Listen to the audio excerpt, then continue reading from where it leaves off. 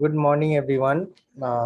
So today we are going to learn about factors and multiples. But before starting us off, um, I just want to go through the different type of numbers which we will be coming across in the worksheet which I have sent today.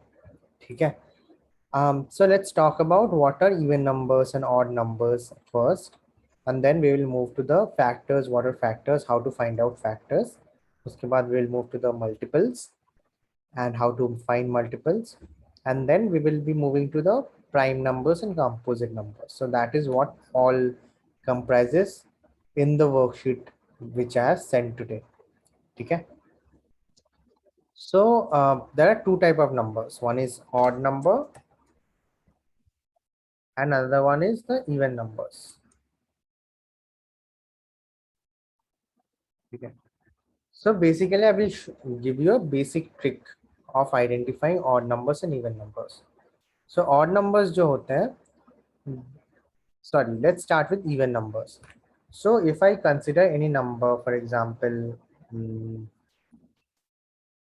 224, ठीक है, ये now they ask us to actually identify कि ये odd number है, ये even number है. So I will just tell you a simple trick about it कि कैसे क्या करना है. So even numbers में क्या करना है आपको, आपको लास्ट वाला डिजिट है जो नंबर दिया हुआ है उसको आपको देखना है और देखना है कि उस वो नंबर इधर 0 है या 2 है या 4 है या 6 है या 8 है. इफ लास्ट वाला डिजिट जो है वो इनमें से कोई नंबर हो तो that is a even number. ठीक है. सो यहाँ पे मैं देख सकता हूँ कि 24 के लास्ट वाले डिजिट में 4 है and even number and that actually comes in here. 4 यहाँ पे भी है, देयरफॉर ये इवन नंबर है. ठीक है. सिमिलरली मैं अगर कोई ऐसा नंबर लूँ 304 302, तो मैं लिखूंगा लास्ट डिजिट कौन सा है, लास्ट डिजिट यहाँ पे 2 है. और इवन नंबर्स में बोला है कि लास्ट डिजिट अगर 2 हुआ तो that is also an even number. So 302 भी एक इवन नंबर है. यहाँ पे सिमिलरली मैं अगर 48 लूँ तो यहाँ पे लास्ट वाला डिजिट 8 है और यहाँ पे इवन नंबर्स में भी 8 होता है, तो that is why that is also an even number. और या 50 में अगर ले लूँ, 50 में 0 लास्ट डिजिट है and that comes under even numbers, तो ये इवन नंबर्स है टोटली पूरा. ठीक है.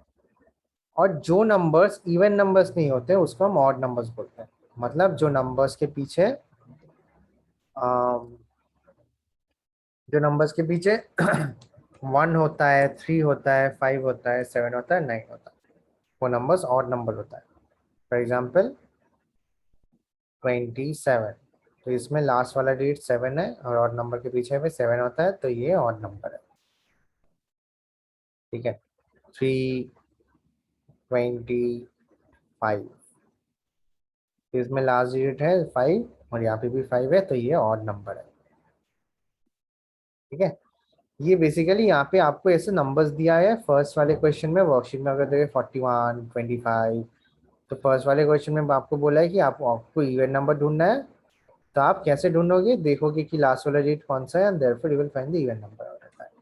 ठीक है. आपको सर्कल कर दो, टिक कर दो, मुझे कोई फर्क नहीं पड़ता है. या सिर्फ मुझे सिर्फ थोड़ा मुझे सिर्फ चाहिए नंबर्स कौन से इवेंट्स हैं, कौन से ऑड्स हैं. ठीक है. In the worksheet, in the first question you have to find the even number, in the second question you have to find the odd numbers. ठीक है. सो ये कंप्लीट हो गया हम लोगों का. Now moving on to the factors. Factors क्या होता है?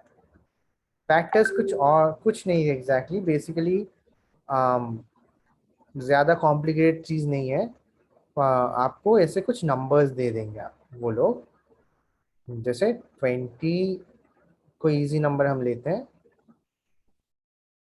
फॉर एग्जांपल कोई नंबर लेते हैं हम 25. ठीक है. तो 25 को आपको याद करना है टेबल्स में कौन से टेबल में आता है 25. तो मुझे जितना याद है वो 5 × 5 आता है 25 में. 5 × 5 = 25. ठीक है. And for this you have to know your tables very strongly. आपको टेबल्स बहुत अच्छे से याद होना चाहिए इसके लिए, ठीक है। सो हम फैक्टर्स कैसे निकालते हैं, 25 को हम तोड़ते हैं, 5 × 5। तो ये जो दो नंबर्स हमने तोड़ा, इसको हम फैक्टर्स बोलते हैं। हमने इसका फैक्टर निकाला, ठीक है। और थोड़ा कॉम्प्लेक्स नंबर लेते हैं हम, फॉर एग्जांपल कुछ ऐसा नंबर 36। तो 36 बहुत सारी चीज़ों से आता है, 36 बहुत सारी चीज़ों में से आता है। 36 मतलब 2 × 18, 3 × 12, फिर आपका आता है 4 × 3, 3 × 4। तो बहुत सारी चीज़ों से आता है, तो हम मान लेते हैं 4 × 3 इक्वल टू, सॉरी, 4 × 3 12 होता है, राइट। 4 × 9, ये सारी चीज़ों से आता है, ठीक है। तो हम मान लेते हैं हमने यहाँ पे 4 × 9 लिया, 4 × 9 इक्वल टू 36, ठीक है। तो यहाँ पे हमने तोड़ा इसको, 4 लिखा, 9 लिखा। अभी 4 को भी हम तोड़ सकते हैं, मतलब इन उसका भी हमको पता है कि 2 × 2 इक्वल टू 4, ठीक है। सिमिलरली 9 को भी हम तोड़ सकते हैं, 3 × 3 इक्वल टू 9। बट अभी अगर हम 2 को तोड़ेंगे तो वो सिमिलरली आपका यहाँ पे 2 और 1 हो जाएगा। फिर से अगर आप 2 को तोड़ेंगे तो 2 और 1 हो जाएगा। तो ये इसको और तोड़ने का कोई फायदा नहीं है। अगर आप देखो 2 और 1, 2 और 1 ऐसे ऐसे बढ़ता रहेगा, तो कोई फायदा नहीं है, तो इसलिए हम नहीं तोड़ते हैं, ठीक है। सिमिलरली 3 का भी सेम चीज है। 3 को अगर आप तोड़ना चाहते हो तो वो उसका आता है ऑब्वियसली 3 × 1, फिर से 3 को 3 और 1 में तोड़ना, ये सारी चीजें होता है। बट हम इसका कोई फायदा नहीं है, 3 को और तोड़ेंगे तो वो साइकिल बनता रह जाएगा, वो एक लंबा सा इनफाइनाइट जैसा चीज बढ़ता ही रहेगा, खत्म नहीं होगा फिर। So that's why we don't break it down into 3 × 1 या 2 × 1 ऐसे करके, we just leave it there, ठीक है। सो अल्टीमेटली यहाँ पे आप देख सकते हो 2 2 और 3 3, ये चार फैक्टर्स हैं 36 के। तो अगर आप इसका सिंपल आप ये कैसे वेरीफाई कर सकते हो कि ये चार ही फैक्टर्स हैं, इसको आप सिंपली मल्टीप्लाई करो और देखो कि आंसर क्या आ रहा है। अगर आंसर में ये सेम आता है, 36 आता है, तो ये सही फैक्टर्स है। तो आप आंसर में क्या लिखोगे, आंसर में लिखोगे 2, 2, 3, 3 आर द फैक्टर्स ऑफ 36। और ये जो हमने अभी ये तोड़ा ना, 36 को तोड़ा 4 × 9 में, फिर 4 को तोड़ा 2 × 2 में, और 9 को तोड़ा 3 × 3 में, इसको हम फैक्टराइजेशन बोलते हैं। इसका हम फैक्टराइजेशन बोलते हैं। ये हमने फैक्टराइजेशन किया, ये आपने पहले क्लास में भी किया है आई होप। तो ये आपने, इसको हम फैक्टराइजेशन बोलते हैं, ठीक है। हम एक और एग्जांपल लेते हैं जल्दी से। 36 के जगह पे अगर कुछ और होता, फॉर एग्जांपल मैं मान लेता हूँ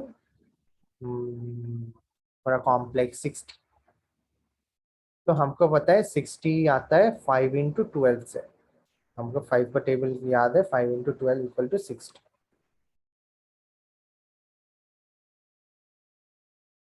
ठीक है। सो हम लिखेंगे यहाँ पे 5 और 12। तो 5 को अगर हम तोड़ना चाहते हैं, 5 और किसी के साथ, 5 का और कोई फैक्टर नहीं, वो खुद है और 1 है। तो 5 और 1 है, तो वो ये कोई लिखना कोई फायदा नहीं है। तो हम 5 तक ही रुक जाएंगे, हम ये नहीं लिखेंगे, ठीक है। तो 5 को और हम तोड़ नहीं सकते एक्स्ट्रा करके, बट 12 को हम तोड़ सकते हैं। 12 किससे आता है, 4 × 3 जितना मुझे याद है, राइट। सिमिलर 3 को भी हम नहीं तोड़ेंगे, फिर वो 3 × 1 होगा, फिर से वो 3 को 3 × 1 होगा, ऐसे बढ़ता रहेगा, तो कोई फायदा नहीं। बट 4 को हम तोड़ सकते हैं 2 × 2 में, ठीक है, अभी 2 into 2 में तोड़ेंगे तो आम, फिर से 2 को हम और नहीं तोड़ सकते, यहाँ पे भी 2 को हम तोड़ नहीं सकते। तो अल्टीमेटली यहाँ पे 5 आया, 2 आया, 2 आया, 3 आया। सो अब आंसर में क्या लिखेंगे? 5,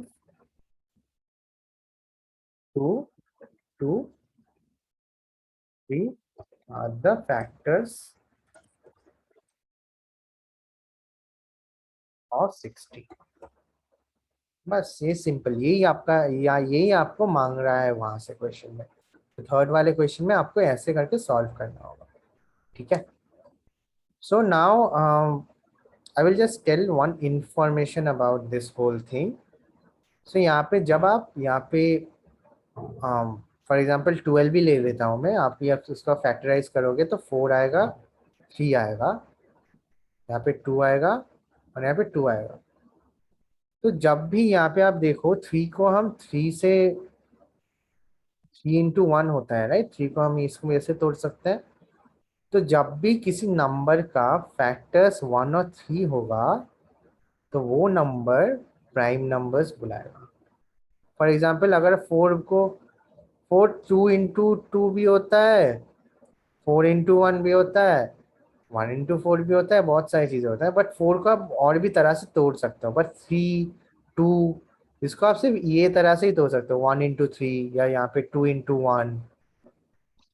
ठीक है, तो जब भी किसी का फैक्टर 1 और वो खुद होगा, वो हम उसको हम प्राइम नंबर्स बोलेंगे। ठीक है, उसको हम प्राइम नंबर्स बोलेंगे। तो ये नंबर्स जो होते हैं इसको आप तोड़ नहीं सकते हो ज्यादा, वो सिर्फ उसको तोड़ सकते हो इनटू द प्रोडक्ट ऑफ वो खुद नंबर और 1। प्रोडक्ट ऑफ 3 को आप ऐसे ही लिख सकते हो, 3 into 1, है ना। 2 को आप ऐसे ही लिख सकते हो, 2 into 1। और किसी तरह आप लिख नहीं सकते, और किसी के साथ और कैसे किसी भी करके आप 2 नहीं ला सकते किसी नंबर से। 5 को आप लिख सकते हो 5 into 1।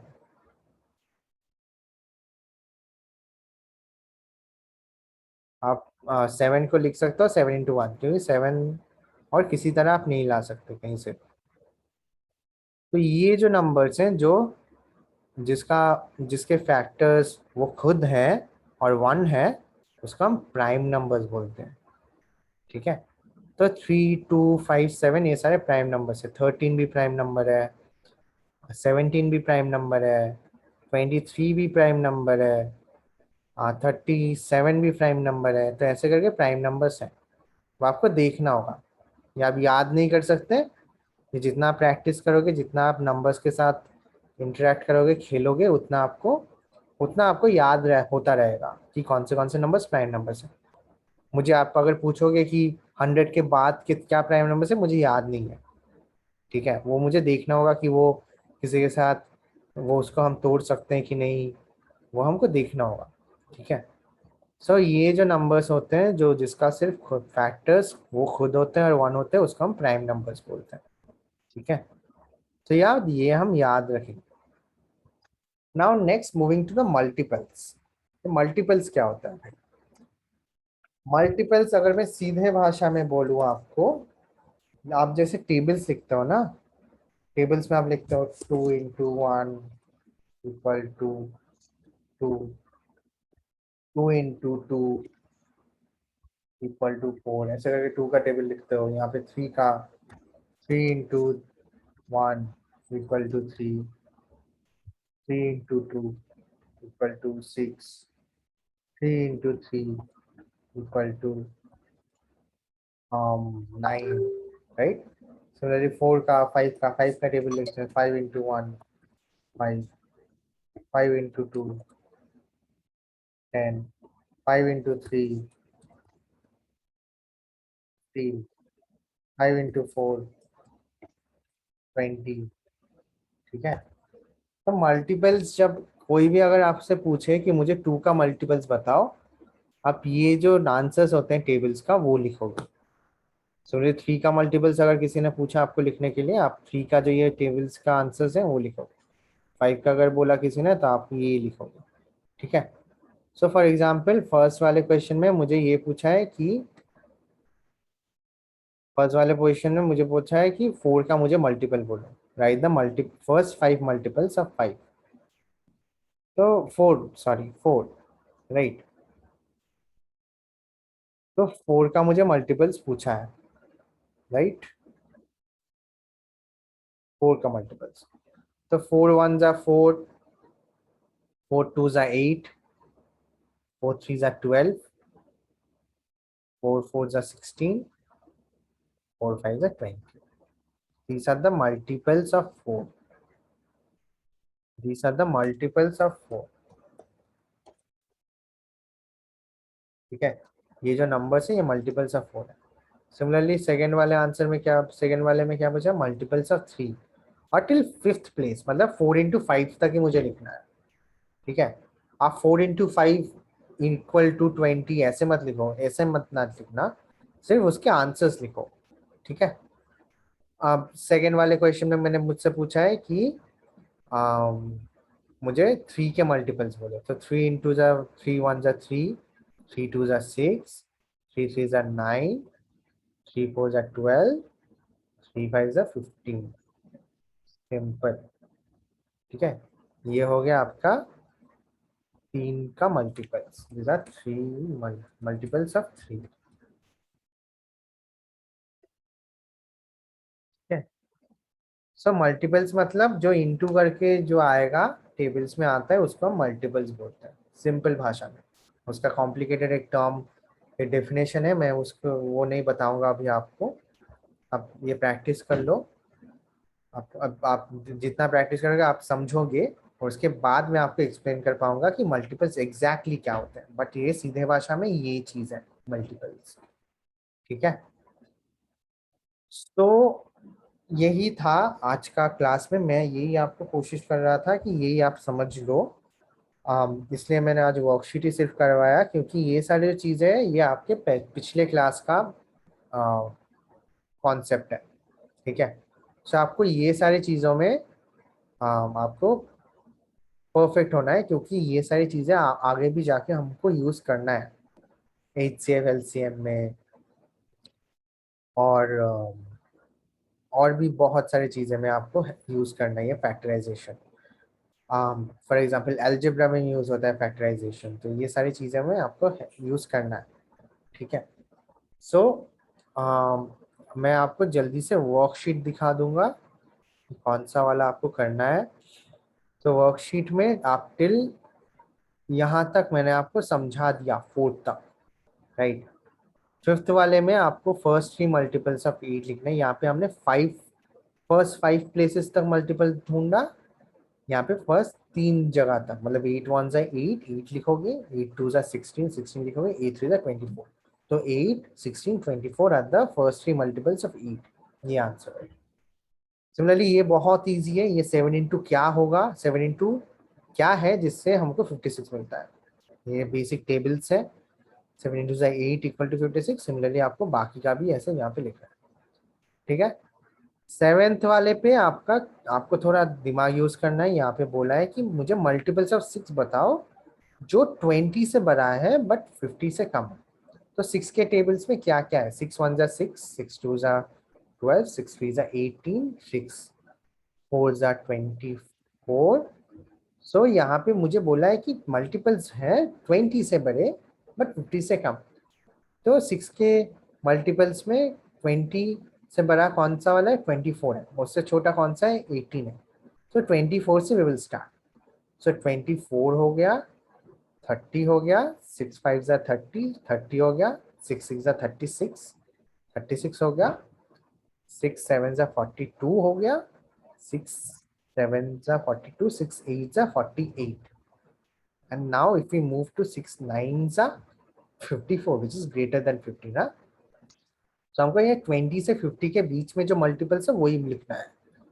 तो क्या क्या आएगा, 6 4 जा 24 आएगा, 30 आएगा, 36 आएगा, 42 आएगा, 48 आएगा। ठीक है, यही आपको करना है। ठीक है, मैंने अभी यहाँ पे पूरा आंसर बोल दिया आपको। ये मैं चाहता हूँ कि आपका वर्कशीट में ये होना चाहिए आंसर, सही आंसर होना चाहिए। ठीक है, इसके बारे में अगर कोई आपको दिक्कत है, मल्टीपल्स के बारे में अगर कोई आपको डाउट है, मुझे प्लीज बताओ, मैं आपको समझा दूंगा अलग से। आप मुझे कॉल करो, टेक्स्ट करो कि सर मुझे समझ में नहीं आया, मुझे समझा दो, मैं समझा दूंगा। So for today I want you guys to at least complete till 7th। ये 8 9 10 और 11 बाद में भी करोगे तो भी चल जाएगा, क्योंकि ये प्रैक्टिस के लिए मैंने दिया है आपको।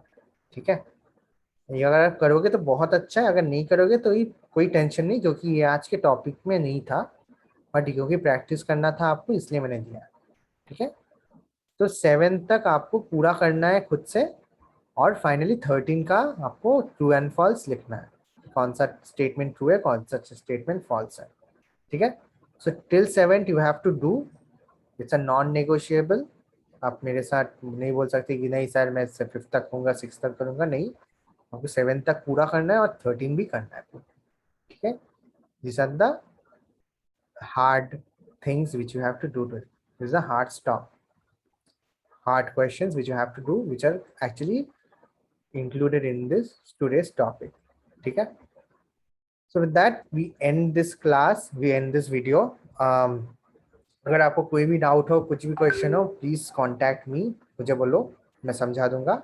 मैं आज फ्री हूँ अभी से, so please contact me, I will clarify all your doubts if you have any. ठीक है, चलो, सी यू, टाटा, bye bye, happy studying, and let's meet tomorrow. Tata, bye bye, sayonara.